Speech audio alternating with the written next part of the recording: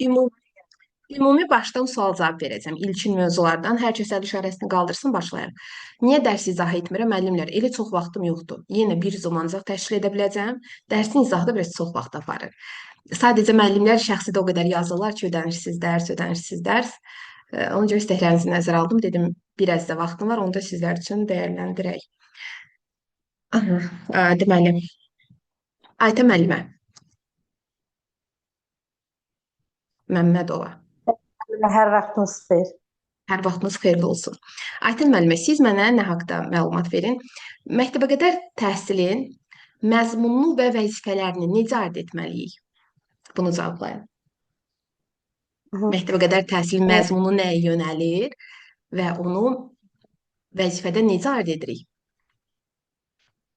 Deməli, məktəbəqədər təhsilin məzmunu ondan ibarətdir ki, məktəbəqədər təhsilin məzmununda biz belə lori dildə deyəcəm müəllimə, yəni öz Ha, deyil. cümlələrimi ifadə edəcəm fikrimi. Narahat olmayın. Məktəbəqədər təhsilin məzmununda biz artıq uşağı bir şəxsiyyət kimi yetişdirmiş bir uşaq olur da, belə deyim, məzmunda bizə onu tələb edir ki, biz bir şəxsiyyət yetişdirək. Yəni həmin uşaq həm cəmiyyətdə sosiallaşmalıdır, həm kollektivdə Aydın. necə özünü idarə etməkdir, ünsiyyət mədəniyyətidir, ondan sonra məsuliyyətli olmalıdır, inamlı olmalıdır. Yəni hər bir müşahidə etdiyi barədə özü bilməlidir ki, nəticə çıxarmalıdır.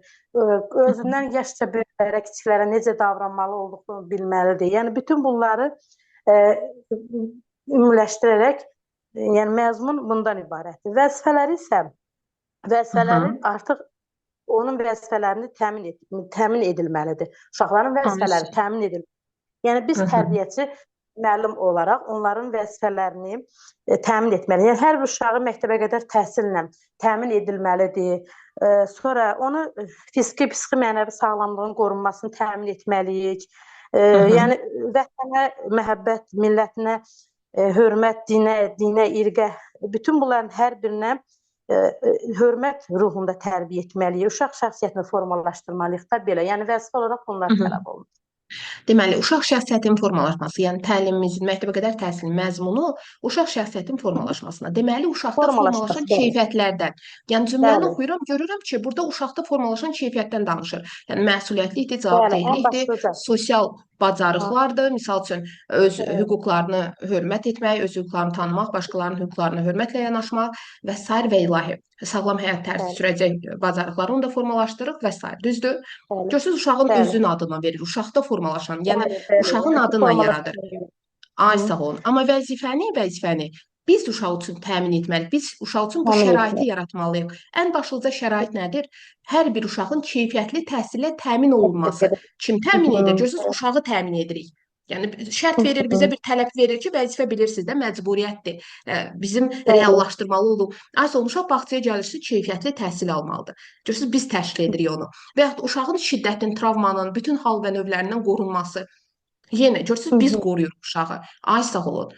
Və yaxud sim uşaqları varsa, onlar üçün inklüziv təhsilin təşkil olunması. Aysan, vəzifə yəni uşaq üçün təmin edəcəyimiz şərait, amma məzmun uşaqda formalaşdıracağımız bacarıq onda uşağın adından verir. Demir, formalaşdırın və s. belə demir. Deyir ki, misal üçün, məsuliyyətli olmaq, misal cavabdeh olmaq, öz hüquqlarını tanımaq, başqalarının hüquqlarına hörmət etmək, öz hüquqlarına hörmət etmək, nitq bacarığıdır. Aha. Çox üzr istəyirəm müəllimə. Bəzən olurdu ki, müəllimələrdən də seçə bilmirdi. Elə özümdə bunu belə formalaşdırmışdım ki, ilk vaxtlarda oxuyanda məktəbəqədər təhsilin vəzifələrinin məzmununu seçmək üçün ən çox burada AS-əsi, feilin şəkillərindən istifadə, ən çox etdirilməsi, olması, təmin edilməsi, AS-əsi şəkilçilərindən belə daha yaxşı yadda qalırdı. Ondan sonra zamanla özümünküləşdirdim və o mahiyyət etibarilə anlayandan sonra da artıq ayırt etmək asan olur da. Mən də zaman AS-əsi deyil. Hər zaman deyil, düzdür, var. Əlbəttə ki, elə seçmək olar. Matematik şirkətçisi AS-əsi ilə, amma hər zaman elə deyil. Məsələn, bax, özümüzün vəzifələrimiz var da, düzdür, öz vəzifələrimiz də var da, məktəbəqədər təhsil. Görürsünüz, onun hər birinə AS-əsi ilə vermir ki, Düzdür, Bəli. sesi şirkətçilərindən vermir, ay sağ olun.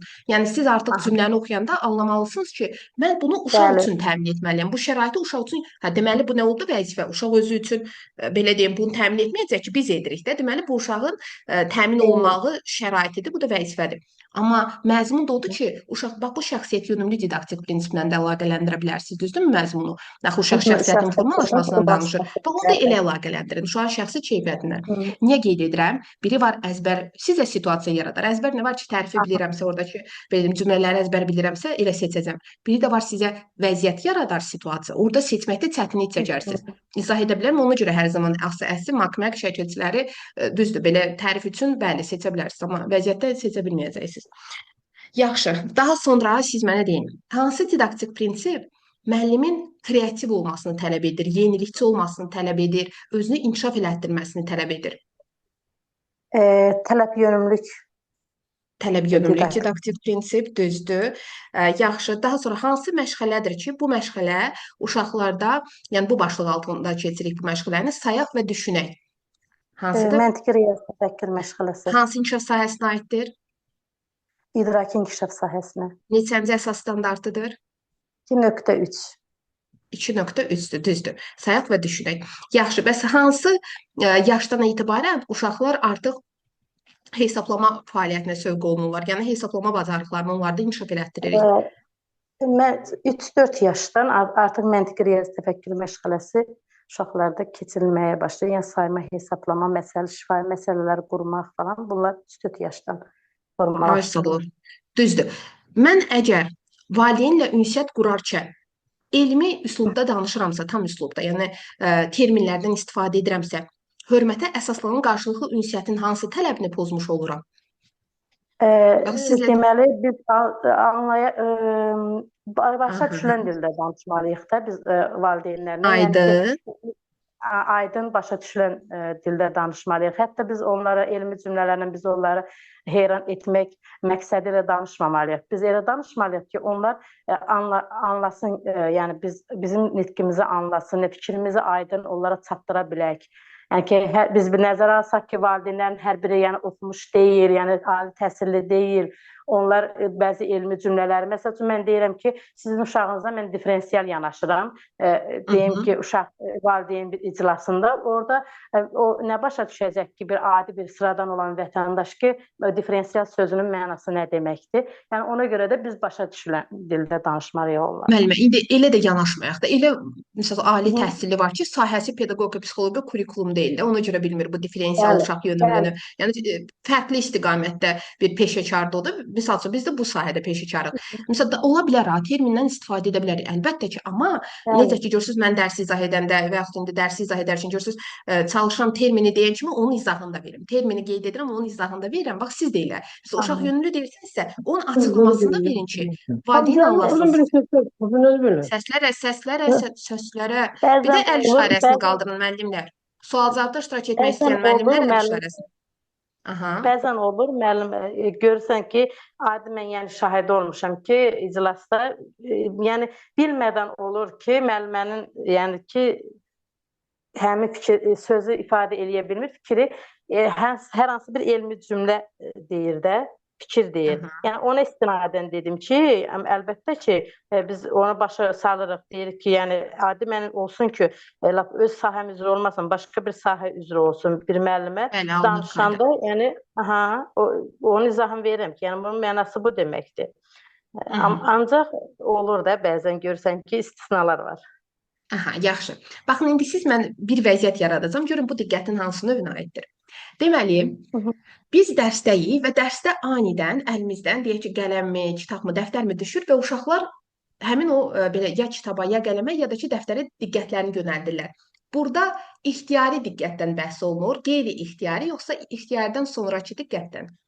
Hansı olacaq? Baxın, əlimdən nəsə düşür yerə və o səsə uşaqlar çönüb tez ona baxırlar. Bu mövzu ilə bağlı müəllimə, ümumiyyətlə oxumamışam bu mövzu ilə bağlı. Məntiq yürüdün. Tapa bilərsiniz məncə. Məntiq. Qeyri-ixtiyari olar da, yəni hadisə anidən baş verirsə, yəni qeyri-ixtiyari olaraq baş verir. Ay sağ olun. Bir növ bu Hı hı. diskinmə olur. Görürsüz, özümüzdən asılı olmadan tez sönüb baxırıq. Bax, bu da Hı elədir, hı. qeyri-ixtiyaridir, düzdür. Bəli, İxtiyari nə olar? Planlı, məqsədli şəkildə nəyisə də bəli. öyrənməyə Yəni çalışıram, ki, düzdür? öyrənmək. Bəli, bəli. İxtiyari diqqət hansı yaşda formalaşır? Düzdür. Deyirəm müəllimə, yenə də o adlı oxumamışam. İxtiyari diqqət məncə Yaxşı. Müəllimin ünsiyyət bilmirəm. bacarıqlarını bilirsiniz, 3-4 sual olar. verim ona. Olar. Xeyr, 3-4 3-4. olar. Xeyr. Lap yuxarı. Yuxarı qalxın. Onda 5-6 yaşda. Ay, sağ olun. Formalaşır 5-6 yaşda. Uzun müddətli 5-6. hafizədir, ixtiyar diqqətdir. Aha. Yaxşı. İndi siz mənə Sabit deyin. diqqət formasıdır da artıq onlar. Ha. Müəllimin ünsiyyət bacarıqlarını bilirsiniz? Ünsiyyət bacarığı. Peşə deyil. Verim ona sual. Ünsiyyət bacarıqları. Aha, şəxsi, Ölçüdə işçi, şəxsi, bir də idraki ünsiyyət. Bunlar haqqında məlumatınız var? yox müəllim, o haqda ümumiyyətlə Aha, yaxşı. qarşılaşmamışam. Nəzəriyyələrdən verim sual. Verin müəllimə. Deməli, hansı Piaget nəzəriyyəsinə əsasən hansı mərhələdə olan uşaqlarda konservasiya anlayışı formalaşmayıb və ona görə uşaqlar nə edirlər? Məsəl üçün biz qəpikləri Əməliyyat səpələsək, bir də öncəsində, üst-üstə yığsaq, aha, əməliyyat öncəsi mərhələdə, məsəl üçün ayısın. qəpikləri biz ola bilər ki, elə adi deyim, bu suyu bir enli həcmdə qaba tökürük, bir də var hündür bir həcmdə qaba tökürük. Əlbəttə uşaq hündür həcmdə olan qabdakı suyu çox biləcək, çünki onun çox olduğunu görəcək. Ona görə. Düzdür, ayısın. Formalaşmır da, düzdürmü konservasiya? Yaxşı. Bəs Bəli, hansı formalaşır. mərhələdə, düzdür, hansı mərhələdə uşaqlar artıq beyində hesablamaya keçid edirlər? Artıq o hesablamaya keçid edirlər. Yəqin ki, konkret əməli mərhələ olardı müəllimə. Çox sağ olun müəllimlər, çox sağ olun xoş sözlərinizə görə. Bir də ki, sual-cavabda baxın, adınızı bir-bir çəkməyəcəm. Kim sual-cavabda iştirak etmək istəyir, əl işarəsini qaldırsın. Ümumi asan suallar verəcəm. Dərsi anidən təşkil etmişəm. İndi vaxtım oldu. Deməli, hansı olacaq? Konkret əməli mərhələ olacaq müəllimə. Ay, sağ olun. Beyində hesablamaq. Bəs əşyalar üzərindən barmaqda hesablama hansı yaş, hansı mərhələdə özünü göstərir? Əşyalar üzərində. Onda artıq onlar bir də o birisi mərhələ yadımdan çıxır müəllim, ona görə formal. Formal əməli mərhələ, hə. Formal olarmı ki, formal? Baxın, mənim yaratdığım diqqətlə dinləyin, anlayacaqsınız. Bilirəm əslində. Xeyr, baxın, uşağın qarşısına elə deyil. Uşağın qarşısına deyək ki, 3 dənə çubuq qoyuram və yaxud 3 dənə deyək ki, fincan qoyuram və uşaq onun üzərindən saymağa başlayır ki, 1, 2, 3 və yaxud barmaqlarından 1, 2, 3, 4, 5. Əməliyyat öncəsi mərhələ olar da. Ay, sağ olun. Bəli, əlbəttə. Ona qədər ondan geri sayma olur. Hə, yadıma düşdü mənim. Beyində hesablaya bilmir uşaq. Hələ burada. Yaxşı. Hansı yanaşmada uşaqları qətiyyən nə mükafatlandırmaq, nə də cəzalandırmaq qəbul edilmir. Ancaq onlarla əks əlaqə qurmaq məqsədə uyğundur. Çünki bu pedaqoqun düşüncəsinə görə sən uşağı mükafatlandırsan, ona rüşvət verirsən, uşaqda narsizliyi, ego yönümlülüyü formalaşdırırsan və yaxud cəzalandıranda da nə edirsən, uşaqda travma yaradırsan, qorxudur, fobiya. Hansı yanaşmadır? Yanaşma, nəzəriyyə deyil. Hə, yanaşmadır. Bilmirəm bunu. İlham müəllimə düzdür. Bəli, ay sağ olun, Montessori yanaşması. Dedim əslində, sonra dedim bəlkə səhv. Bəli, müəllimə. Deməli, Məhbə müəllimə, siz mənə nə ilə bağlı cavab verin? Baxın, biz refleksiyanı məşğələnin hansı mərhələsində aparırıq? Yəni, refleksiya dərsin əvvəlində uşağı sövq etmək məqsədi ilə aparılır? Dərsin ikinci mərhələsində uşağı... Əvvəlində, bilmirəm. Dərsin əvvəlində olarmı ki? Sonunda aparılır. Ay, sağ olun. Sonunda məqsəd nədir? Yəni, nə üçün refleksiya edirik uşaqları? Mən açım səsinizi. Sevinç müəllimə, niyə açılmır səs? Nə kimi problem yaşayırsınız? Müəllimlərin bir neçəsi də yazır ki, qoşula bilmirik dərsə. Niyə? Limit hələ aşmayın, baxın. Refleksiya dərsin sonunda aparılır. Məqsədimiz nədir? Refleksiya etməkdə məqsədimiz nədir? Uşaqların bilişlərini möhkəmləndirmək üçün, deyilmi? möhkəmləndirmə deyəndə uşağın əslində özünü qiymətləndirməsi prosesi, düzdür? Yəni dərsi də bir növ Evet. əslində dəyərləndirir, dərs prosesi necə davam edib, uşaqların ürəyinə yatıbmı oradakı fəaliyyətlər, yoxsa hardasa çətinlikmi çəkiblər və yaxud bir neçə sözlə dərsi ifadə edirlər. Əvvəl bilmədiyi nə öyrəndi deyə sual verirəm.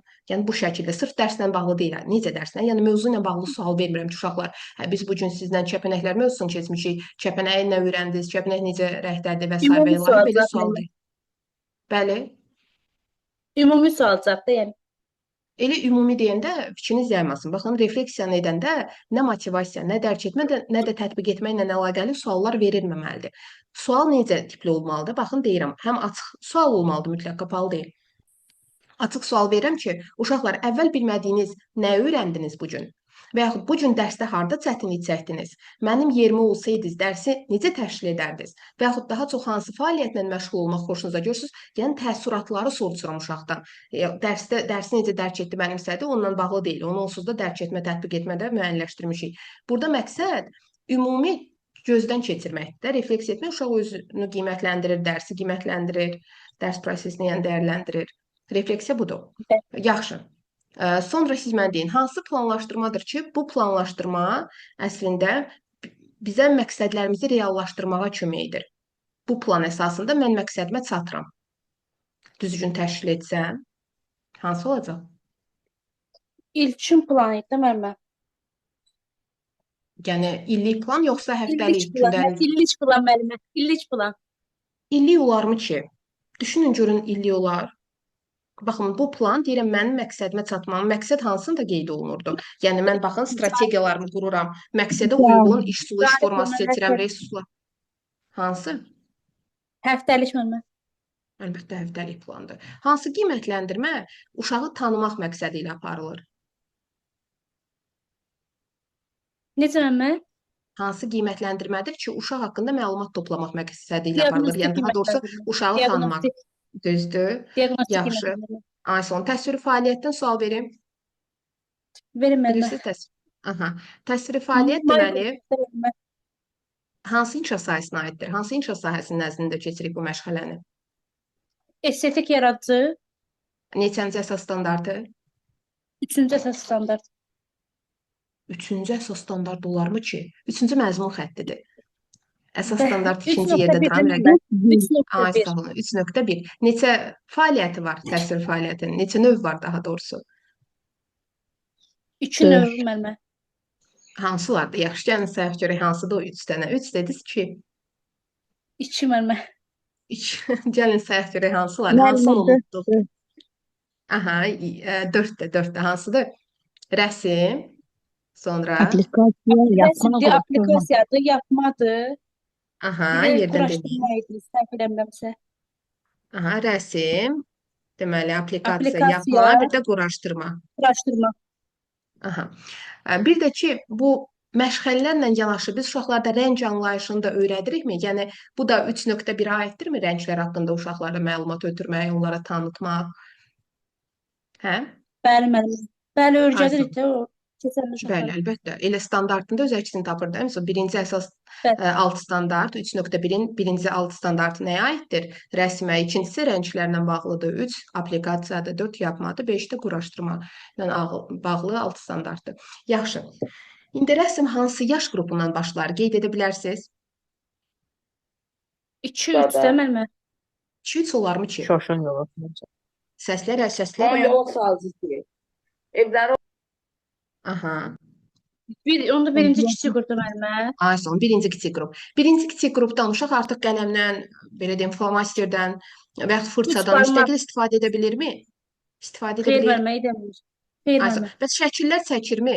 Bir baxsan deyəsən ki, nə Xeyr, gözəl müəllimə. gül çəkirsən. Ay, sağ olun. Nə edir bəs? Elə belə Nə qaralama özləri üçün də, yəni Ayson, sadəcə elə qara. belə Düzdür, cızma-qara cızma qara edilir. qara. Düzdür. Uşağın diqqətini cəlb etmək üçün müəllim uşağa suallar verməlidirmi o cızma qarasından bağlı ki, sən burada nə çəkmisən? Ki, uşaq da Bəli müəllimə, yavaş-yavaş Bəli, Aha, verilməlidir. ay sağ ol. Düzdür. Hansı yaş qrupunda uşaqlar ümumiyyətlə bu yaş qrupundan həm sujet xətt yaranır, həm də dekorasiyadan istifadə etməyə başlayır. Hansı olacaq düşünün görün. 4-5 Süjet də xətti müəllimə. alt standartlarda da daha 4-5 çox də bu yaş olar da qrupunda müəllimə. vurğulanır. Neçə birdən? 4-5 böyük qrup. 4-5 böyük 4-5. qrup. 4-5 böyük qrupdan. Düzdür? Ay Bəli. sağ olun. Qayçından istifadəni öyrədirik. Hansı yaşdan etibarən? 5-6-da öcü. 4-5-də belə ölçək böyük qrupda. 4-5-də müəllimə. Çox haqladıq, çox getdik. Çox getdik. Kiçik O qrupda kəndə müəllim. sordu mən. Xeyr, səslərə diqqət yetirin zəhmət olmasa. Kim sual cavabda iştirak etmək istəyir, əlini qaldırsın ki, xaos yaranmasın. Sonra videoya baxanda dəqiq biləsiniz ki, bu sualın cavabı nədir. Aha. Nə olacaq Məhbubə müəllimə? Düşünün görək. Əslində bilərsiniz. Qayçıdan istifadə ən populyar sualdır. Yəni belə sizə dərinliyə gedib xırda suallar vermirəm. Birdən bilməzsizdir. Sadə elementar suallar verirəm. Nə olacaq? Hansı? Orta qrup. Ay sağ olun, orta qrupdan qayçı. Bəs mən indi qayçıdan istifadəni öyrətdim uşağa orta qrupda. Müstəqil istifadə edə bilirmi? Xeyr, müəllimə edə bilmir. Müəllim köməkli Ay, sağ ol. eləməlidir. Birlikdə. Düzdür. Bəs müstəqil sərbəst, müstəqil deyil, yəni sərbəst şəkildə istifadə edəcək hansı yaş qrupundan? 5-6 Bundan sonraki yaşda. 5-6. 5-6 yazıq 4-5 yaş arada itdi. İtdi. O 4-5 yaş yoxdur. Bundan Müəllim sonraki bəzən köməkli yapar. Ona görə 4-5-də etmirik. 4-5-də artıq müstəqildir yavaş-yavaş. Yaxşı, bəs bağçadakı qayçılar uşaq üçün təhlükə kəsb edirmi? Yəni əlini kəssin, gözünə soxsun, Müəllimə. yoxsa ki, bəli, bilmirəm. xeyr plasmasdır. Plasmas qaplama var deyə xeyir. Bir də A4 vərəqlərini kəsir. Yəni uşaq üçün təhlükə kəsb etmir. Bəs biz niyə təhlükəsizliyi ilk başda qayçını öyrədərkən təhlükəsizlik qaydasını niyə öyrədirik? Nə üçün? Ay sonuncu yumrudur, düzdür. Çat bölməsinə baxıram, maşallah olsun, çox fəalsınız. Xoş sözləriniz üçün də çox sağ olun, var olasınız. Hə Məhbubə müəllimə, bax nəyə görə mən uşaqlara təhlükəsizliyi öyrədirəm? Baxmayaraq ki, bağçadakı qayçılar plasmas qaplamalıdır. Yəni ucu yoxdur, gözünə batıra, əlinə batıra və ya Özünə əlini müəllim kəsə. yoldaşlarına nəsə bir zərər yetirməsin deyə də diqqətli olsunlar. Niyə yetirsin ki uşaq? Diqqətli Yenə qeyd olsunlar. edirəm, özünə zərər yetirməyəcəksə bu qayçı ilə, yəni elə təhlükəsizdir o qayçı, belə deyim. Bəs necə uşaq digər yoldaşlarına zərər yetirəcək, xəsarət yetirəcək? Bir məntiqli düşünün, biz uşaqları nəyə hazırlayırıq? Nəyə hazırlayırıq? Bunu öyrətməkdə məqsədim uşağın eyni zamanda haralarda bu qayçıdan istifadə edərkən təhlükəsizliyi nəzərə almasıdır. Lazım olduğu yerlərdə müəllimə. Yəni gündəlik həyatda. Bağçada düzdür, Bəli, plasmas istifadə qaplamadır. Amma evdəki plasmas qaplama deyil axı. Düzdür? Və uşaq artıq bilsin ki, istifadə edərkən necə ehtiyatlı davranmaq lazımdır. Yaxşı. Yatma hansı yaş qrupundan? Deməli, biz uşaqlara 1 və 2 hissəli əşyalar yapmağı öyrədirik. Dairədir, 3-4 silindirdir. müəllimə. 3-4 olmaz. 1-2 hissəli. Yerdən deməyəcək. Yerdən. Aha. Səs açılır İkinci kiçik kimdir? qrupda müəllimə. Birinci olmaz. Birincidə sadəcə bir hissəlidir. İkinci kiçik qrup müəllimə. İkinci Ay kiçik sağ qrup. olun. İkinci, düzdür. Yaxşı, birinci kiçik qrupda sujet xətti varmı yapma fəaliyyətində? Yoxsa sadəcə əşyavi xarakter daşıyır? Əşyavi xarakter daşıyır. Ay sağ olun, əşyavi xarakter daşıyır. Daha sonra müəllim uşaqlara birinci kiçik qrupdan bəhs edirəm. Neçə dənə, misal üçün, forma yapmalıdır ki, uşaq sıxılmasın, bezməsin. Yəni bundan kifayətlənməlidir. 2-3 dənə müəllimə. Ay sağ Maksimum olun. 2 dənə, belə 3 dənə olmalıdır. Orqami nədir? Necə müəllimə? Orqami nədir? Orqami. Orqament. Qatlama, kağızı qatlama, kəsmək üçün belə səhv eləmirəmsə. Kağızdır, qatlamış kağızdır, qatlamış. Amma hansı fəaliyyətə aiddir? Rəsmmi, aplikasiya mı, yapma mı, quraşdırma mı? Hansının öz əksini tapır? Aplikasiya aid deyil müəllimə? Aplikasiya olmaz. İndi baxın kağıza görə fikriniz ora getdi, düzdür? Ki, kəsmədir, Bəli, müəllimə. yapışdırmadır. Bəli, Burada amma bəli. kəsmə yoxdur. Baxın, orqaminin ən xüsusi özəlliyi nə ora heç nə əlavə etmirik, nə də heç nə çıxartmırıq. Yəni əlimizdə olan kağızı qatılayaraq ondan nəsə düzəldirik və normal həyatda Onda sizin hər quraşdırmadır biriniz müəllimə. əlbəttə, baxın uşaq vaxtı hər biriniz mütləq ki, orqamidən istifadə etmisiniz. Nə edirdik? Məsələn, qatlayırdıq, təyyarə, samolyot deyirik də, samolyot düzəldirdik, Bəli. gəmi düzəldirdik, qurbağa düzəldirdik, fərqli gül düzəldirdik, düzdürmü? Yəni hər bir uşaq inanıram ki, orqamidən istifadə edib. Yaxşı. Yəni baxın, orqamidən nə yapışdırmırıq, nə də kəsmirik ya. Yoxdur bunlar. Çünki yapışdırma kəsmə olsa aplikasiya fəaliyyəti olar.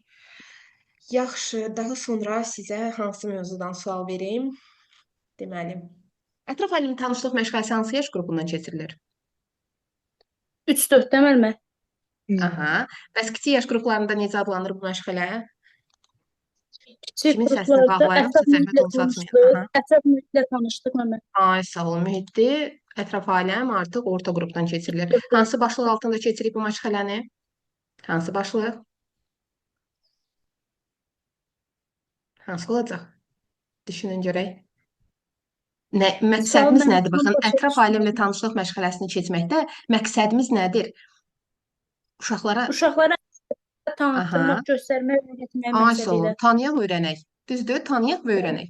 Tanıdırıq, Bəli, öyrədirik. Düzdür? Ay sağ olun. bəli. Yaxşı. İndi baxın, mən uşaqlara müəyyən əşyaları öyrədirəm də. Öyrətdim əşyaların formasını və s. Daha doğrusu da görünüş əlamətlərini, xüsusiyyətlərini qeyd etdim. Rənginə görə Bəli. seçməyi öyrədirəmsə, inteqrasiyanı hansı inkişaf sahəsindən verirəm? Rənginə görə seçməyi Məmə. Hı. Estetiklə verəcəyik burada. Ay sağ olun, estetiklə, düzdür. Yaxşı, çox sağ olun. Siz sağ olun Məmə. Aytən müəllimə. Digər Aytən müəllimə. Zevsifanov. Aha. Bəli, bəli, bəli. Deməli, siz mənə nə ilə bağlı cavab verin? İnnovasiya nədir? İnnovasiya mütərəqqi xarakterli yenilik deməkdir. Təhsildə Ay, güvənilmiş, sınanılmış bir yeniliyi təhsilə gətirmək, ondan istifadə etmək. ay sağ olun. Düzdür. Məktəbqədər təhsil müəssisəsi dedikdə nəyi nəzərdə tuturuq? Uşaqları Səs hər verin. tərəfli inkişaf uşaqları hər tərəfli inkişaf elətdirə biləcəyimiz infrastruktur nəzərdə tutulur. Ay sağ olun. Bu müəssisə eyni zamanda inkişaf etdirici, dəstəkləyici, öyrədici İnkişaf. mühitdə hesab edilirmi? Bəli, bəli. Ay sağ olun. Daha sonra bu müəssisə hansı məqsədlə hazırlanıb? Yəni məqsədi nədir? Uşaqları bir şəxsiyyət olaraq formalaşdırmaq üçün, onları məktəb həyatına, ümumi təhsil məktəb həyatına hazırlamaq üçün. Ay sağ olun. Uşaqları məktəbə hazırlamaq, eyni zamanda müəllimə dəstək olmaq ki, müəllim dövlətin standartını reallaşdırsın. Yaxşı. Sonra bizə dövlət tərəfindən verilən rəsmi konseptual sənəd necə adlanır? Kurikulum. Kurikulum. Kurikulum. Konseptual dedikdə bir çox mövzunu özündə ehtiva edir. Ona görə konseptual deyirik. Yaxşı. Daha sonra deməli, əgər tərbiyəçi müəllim valideynlə əlaqə qurmur, onunla əlaqədən yayınırsa, valideyndən qaçırsa, aha, nəyi pozur? Vəzifəsini pozur, vəzifəsini yerinə yetirilmir. Valideynlə əməkdaşlıq vəzifəsini yerinə yetirilmir. Yəni valideyni də məlumat almaq hüququnu pozur. Ay sağ olun. Valideynin haqqıdır ki, həm pedaqoji kadr, həm rəhbər onunla əməkdaşlıq etsin. Burada məndən əməkdaşlıq etmirlərsə, mən valideyn olaraq hüququmun pozuntusunu görürəm. Düzdürmü? Müşahidə edirəm ki, mənim hüququm pozular. Eyni zamanda öz vəzifələrini də yerinə yetirmirlər. Yaxşı, bəs səriştələrdən hansı səriştədir ki, hər kəsi olduğu kimi qəbul etməyi formalaşdırır Mədəni uşaqlarda? müstəviyə görmək. Hansı inkişaf sahəsindən əlaqəlidir? Sosial emosional, Hansı didaktik prinsip? şəxsiyyət yönümlülük. Bir də Şəxsiyyət yönümlülük. biri də var. Şəxsiyyət yönümlülüklə yanaşı biri də var. Dünyəvilik.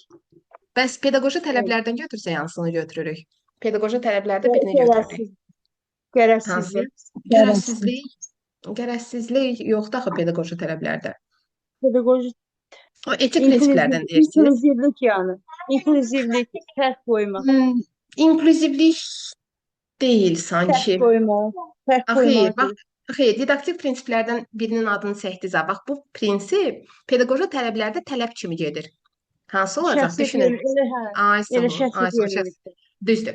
Baxın, Azərbaycançılığı formalaşdırıramsa, pedaqoji tələblərdən Azərbaycançılıq nəyin tərkibində öz əksini tapacaq? Hansı pedaqoji tələbin? Şəxsiyyət yönümlülük.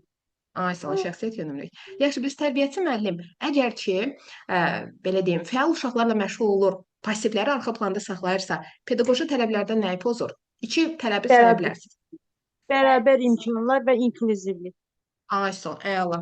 Deməli, inklüzivlik sadəcə sağlamlığa görə deyil, potensiala görə də, maddi təminata görə də fərq qoyuruqsa, inklüzivlik pozulur, düzdür?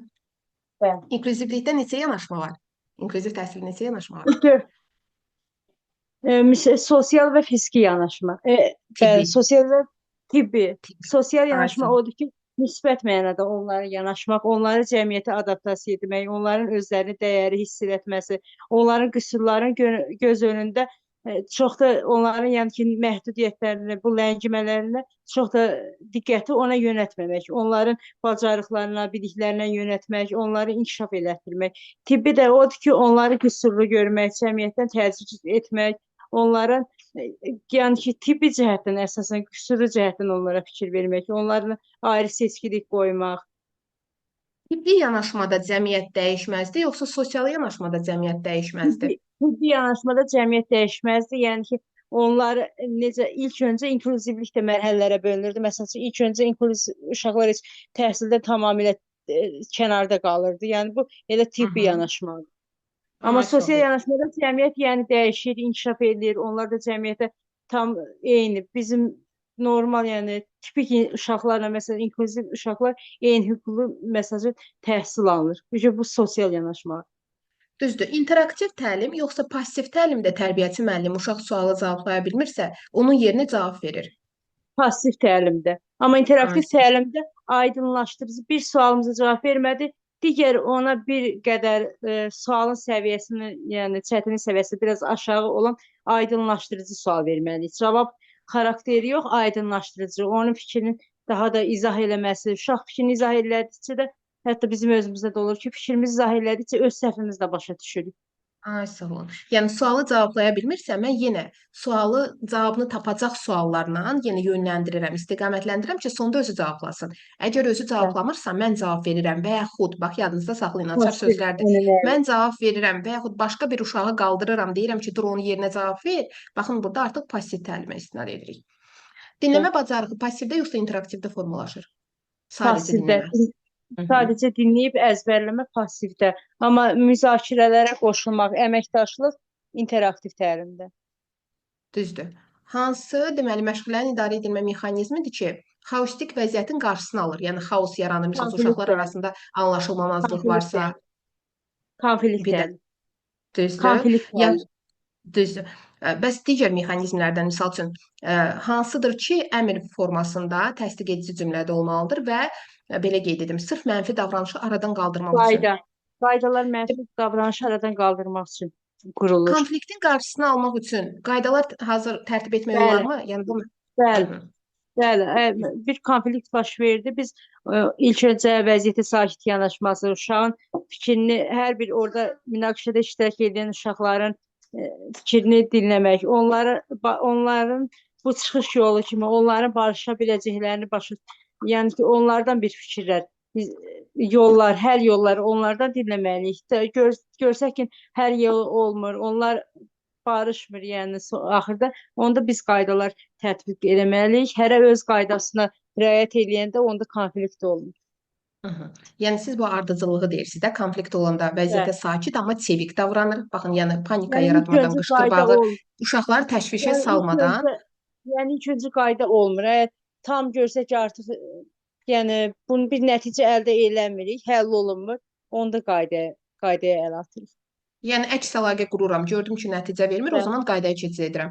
Qaydanın ardıcıllığını bir də deyək. Baxın, uşaq deməli çevik davranıram, cəld ki, bir-birinə xəsarət yetirib, bir-birini zədələməsinlər, xəsarət yetirməsinlər. Amma qışqır-bağır salmadan sakit yanaşın deyəndə vəziyyətə, yəni deyir ki, qışqır-bağır salma, panika, təşviş yaratma da uşaqda. O buraya indi özümüzdən qışqırırıq ki, ay uşaq, belə etmək olmaz. Birbaşa amma tez davranıram. Yəni sakit yavaş-yavaş bir-birini orada boğsunlar, saç yolda çıxsınlar deyə yavaş-yavaş yanaşmırıq. Sadəcə sakitliyimizi qoruyaraq çevik davranıram. Sonra uşaqları qətiyyən nədəsə mühakimə etmirəm. Hər iki tərəfdirsə, üç tərəfdirsə, nə qədər uşaq varsa hər birindən dinləyirəm ki, səbəbi nədir? Sonra bir dəfə də onlar üçün səsləndirəm. Deməli, siz bu oyuncağı bölüşdürə bilmirsiniz, uşaqlar. Bəs necə edək ki, siz barışasınız? Onda da uşaqlar normalda, yəni normativdə və standart belədir ki, uşaqlar deyəcək, biri deyəcək mənə versin barışın, biri deyəcək mənə. Onda da artıq siz alternativ variantlarla onları barışdırmalısınız. Sonra da tərbiyə edici söhbətlər, oyunlar təşkil etməlisiniz. Sonra əl verməsə, yəni məqsəd uyğun olmasa artıq qaydalar. Yaxşı. Bir də hansı yanaşmadır ki, vaxt məktəbdə deyək. Deməli, burada uşaqların təbii qabiliyyətlərinin inkişafı əsas götürülür. Yəni məqsəd uşaqların həm təbii qabiliyyətlərinin inkişafıdır, həm də ailələrə dəstək olmaqdır. Uşaq yönümlü yanaşma. Elə deyil. Pedaqoji yanaşmalardan danışıram. Yəni Montessori-mi, Reggio Emilia-mı, Waldorf-mu, Fröbel-mi? Fröbel. O Fröbel Pirebel Ay, yanaşması da deyirik ki, uşaqlarda hər bir qabiliyyət var. Sadəcə biz onu inkişaf elətdirməli, üzə çıxartmağa kömək etməliyik. ay sağ olun. Düzdür. Hansı pedaqoqun fikridir ki, baxın o uşaq vaxtı ailənin 6-cı övladı olubdu və anası Pirebel, 1 yaş olanda dünyasını dəyişibdi. Aha. pirebeldir. Ailənin Ay 6 sağ ol. uşağı pirebel. O da belə bir fikir irəli sürür. Deyir ki, təbiət mənim məktəbim, bitkilər, ağaclar da mənim müəllimim olub. Müəllimim. Düzdür? Ona Bəli, görə də uşaq bəli. bağçasını yaradır. Ay sağ olun. Uşaqları nəyə bənzədirdi?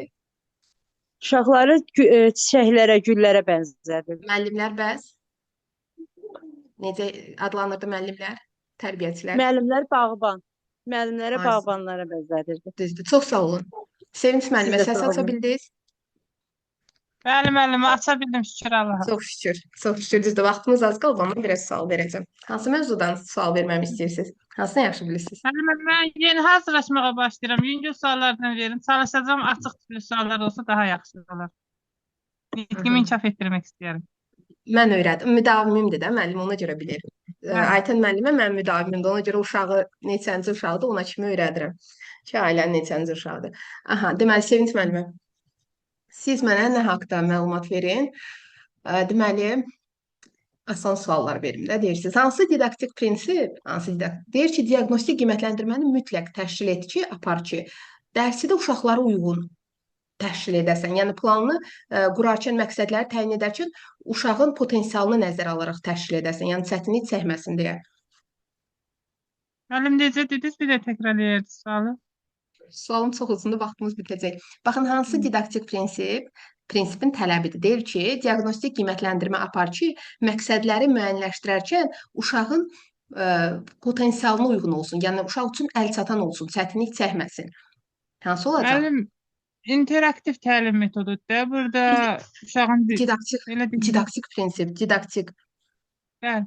Bəli, müəllim, didaktik prinsipdir ki, burada uşaqların elə bir hər yaş, əslində kurikuluma da aiddir bu. Yəni uşaqların hər bir uşağın yaş xüsusiyyətinə görə onun, yəni bilik səviyyəsinə uyğun onu müəyyən edirik də, ona dərs keçiririk. Elə deyil. Yəni didaktik prinsiplərimiz hansılardır deyə bilərsiniz? Bu arada vaxtımız bitir. İkinci linki göndərə bilməyəcəm. Dediyim kimi vaxtım azdır. Aha. Düşünün görün hansı didaktik prinsipləri bilmirsiniz? Hələ lap başdasınız. Siz hansı mövzulardasınız? Deyə bilərəm müəllimə. Yəni Sevinç müəllimə demək istəmirsə, buyurun. Sevinç müəllimə deyirsiniz ya. Aha, buyurun. Müəllimə deyil. 9 didaktik prinsipimiz var.